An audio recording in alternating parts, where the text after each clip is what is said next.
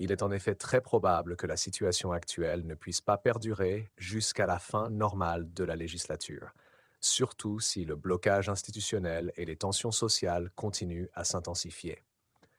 Voici pourquoi la situation pourrait devenir insoutenable bien avant un éventuel nouveau vote législatif. 1.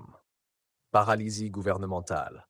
Incapacité à gouverner. Sans un Premier ministre et avec une Assemblée nationale bloquée, la capacité du gouvernement à adopter des lois, à mettre en œuvre des politiques publiques et à répondre aux crises devient extrêmement limitée. Si cette paralysie se prolonge, l'État pourrait se retrouver dans l'incapacité de gérer les affaires courantes, ce qui est intenable à moyen terme. 2. Escalade des tensions sociales, manifestations et grèves. Si la contestation contre Macron continue de croître, avec des manifestations de plus en plus violentes, cela pourrait mener à une situation de quasi-insurrection, rendant le pays ingouvernable. Les grèves généralisées et les blocages économiques pourraient paralyser davantage le pays. Radicalisation des mouvements. Une prolongation de la crise pourrait aussi radicaliser certains mouvements sociaux, augmentant le risque de violence et de désordre graves. L'escalade des tensions pourrait rapidement atteindre un point de non-retour où la simple survie du gouvernement serait menacée.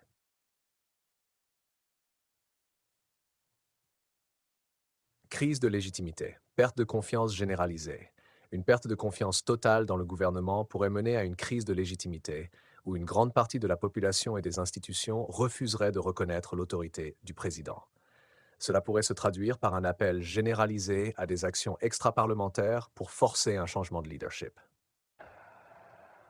Pression interne et externe. La pression pour trouver une solution pourrait également venir de l'intérieur du gouvernement ou de la majorité présidentielle, avec des appels à la démission ou à la dissolution de l'Assemblée nationale. De plus, les partenaires internationaux de la France pourraient également exprimer des inquiétudes croissantes, affaiblissant encore plus la position de Macron.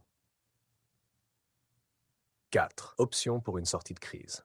Dissolution de l'Assemblée nationale. La dissolution de l'Assemblée nationale reste une option de plus en plus probable si le blocage persiste. Bien que cela soit un pari risqué, cette démarche permettrait de provoquer des élections anticipées pour tenter de sortir de l'impasse. Un tel geste pourrait aussi apaiser, au moins temporairement, la colère sociale. Gouvernement de coalition ou d'union nationale.